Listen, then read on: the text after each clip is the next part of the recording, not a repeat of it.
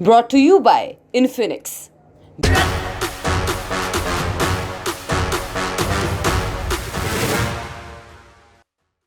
साल 1968 में एक फिल्म आई थी, नाम था शिकार। आशा पारेख और धर्मेंद्र पर एक गाना पिक्चराइज किया गया था और गाना जो है वो आशा भोसले ने गाया था। गाने के बोल थे, पर्दे में रहने दो पर्दा ना उठाओ, पर्दा जो उठ गया तो भेद खुल जाएगा। नहीं, आप लल्लन टॉप के सिनेमा चैनल पर नहीं हैं और ना ही प्रोडक्शन टीम ने इस वीडियो पर गलत थंब लगाया है। दरअसल पिछले कुछ समय से सुप्रीम कोर्ट में जो जवाब देने का सिलसिला चल रहा है उसमें कुछ ऐसा ही ट्रेंड दिख रहा है, सीलबंद लिफाफे वाला ट्रेंड। यानी कई मामलों में सरकार चाहती है कि जो जानकारी है उसे पर्दे में ही रहने दिया जाए। हाँ, तो हुआ कुछ ऐसा कि सोमवार को सुप्रीम कोर्ट में वन रैंक वन पेंशन के बकाये का जो भुगतान है उसको लेकर इंडियन एक्स सर्विसमैन मूवमेंट की याचिका पर सुनवाई हुई। इस दौरान केंद्र सरकार की ओर से अटॉर्नी जनरल आर वेंकट रमणी ने एक सीलबंद लिफाफा पेश किया जिसमें रक्षा मंत्रालय का जवाब था। ये सीलबंद लिफाफा देखकर सीजेआई साहब नाराज हो गए। उन्होंने साफ तौर पर इस तरह सीलबंद लिफाफे में जवाब स्वीकार करने से इनकार कर दिया।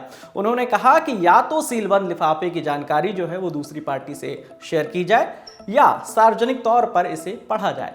Chief justice DY Chandrachud, justice PS Narasimha और जस्टिस जेबी पारदीवाला की बेंच ने कहा कि हम इस तरीके से बिना वजह सीलबंद लिफाफे को पेश करने की प्रक्रिया को जो है वो खत्म करना चाहते हैं। मैं व्यक्तिगत तौर पर सीलबंद लिफाफे के खिलाफ हूं। कोर्ट में पारदर्शिता होनी चाहिए। वैसे भी ये एक आदेश को लागू करने से जुड़ा मामला है, इसमें क्या गुप्त है। सीलबंद लिफाफे की जानकारी की एक कॉपी दूसरी पार्टी को भी देनी चाहिए। सीलबंद लिफाफे की प्रक्रिया एक तरीके से स्थापित न्यायिक सिद्धांतों के खिलाफ है। इसका सहारा तभी लेना चाहिए जब किसी सोर्स का जीवन खतरे में हो या कोई ऐसी परिस्थिति हो। चीफ जस्टिस चंद्रचूड़ की इस टिप्पणी पर अटॉर्नी जनरल ने रिक्वेस्ट की कि प्लीज सर इसे एक बार आप रिपोर्ट को देख लीजिए। इस पर सीजेआई ने कहा कि हम आपकी मजबूरी समझ सकते हैं, लेकिन हमारी ये जानने में दिलचस्पी है कि आप क्या कदम उठा रहे हैं। अगर हम इस तरह सीलबंद लिफाफे को स्वीकार कर लेंगे तो हाई कोर्ट को भी इसका पालन करना होगा। कहीं ना कहीं तो इस पर रोक लगनी चाहिए। सॉरी, हम इस तरह सीलबंद लिफाफे को स्वीकार नहीं करेंगे। या तो आप इसे वापस ले जाइए या सबके सामने पढ़िए। चीफ जस्टिस के सीलबंद लिफाफा लेने से इनकार करने के बाद अटॉर्नी जनरल को कोर्ट में ही रक्षा मंत्रालय के फैसले को पढ़ना पड़ा।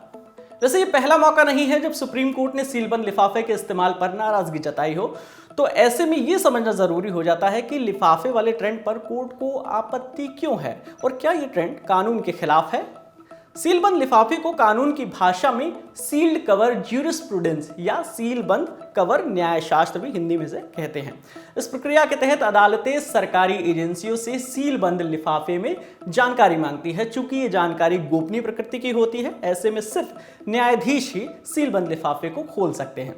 इसे लेकर कोई स्पेशल कानून तो नहीं है, लेकिन सुप्रीम कोर्ट रूल के ऑर्डर 13 के नियम 7 और इंडियन एविडेंस एक्ट 1872 के सेक्शन 123 में सुप्रीम कोर्ट को अधिकार मिलते हैं। नियम 7 क्या कहता है? नियम 7 कहता है कि चीफ जस्टिस या कोर्ट उसी जानकारी को गुप्त रख सकते हैं जिसका प्रकाशन जनहित में ना हो। जब तक चीफ जस्टिस की अनुमति ना हो किसी भी पार्टी को जानकारी नहीं दी जा सकती है। वही इंडियन एविडेंस एक्ट 1872 के सेक्शन 123 के तहत सरकार के अप्रकाशित दस्तावेजों को सुरक्षा मिली हुई है और सरकारी कर्मचारी को ऐसी जानकारी देने के लिए मजबूर नहीं किया जा सकता। चल रही जांच को लेकर जानकारी भी गोपनीय रखी जा सकती है। लेकिन हमारे सामने कुछ ऐसे मामले भी हैं जिसमें कोर्ट ने कहा कि सीलबंद लिफाफे की जरूरत नहीं थी। इसमें कमांडर अमित कुमार वाला एक केस था, पी चिदम्बरम आईएनएक्स मीडिया वाला एक केस था, मलयालम टीवी के मीडिया वन चैनल पर जब बैन लगाने का मामला आया था कोर्ट में, वो वाला केस भी शामिल था। और वहीं हाल ही में हिंडनबर्ग अडानी केस में सेबी की कार्यप्रणाली की समीक्षा के लिए जब एक्सपर्ट कमेटी के लिए सरकार ने प्रस्तावित नामों को सीलबंद लिफाफे में दिया तो कोर्ट ने इसे स्वीकार करने से इनकार कर दिया था।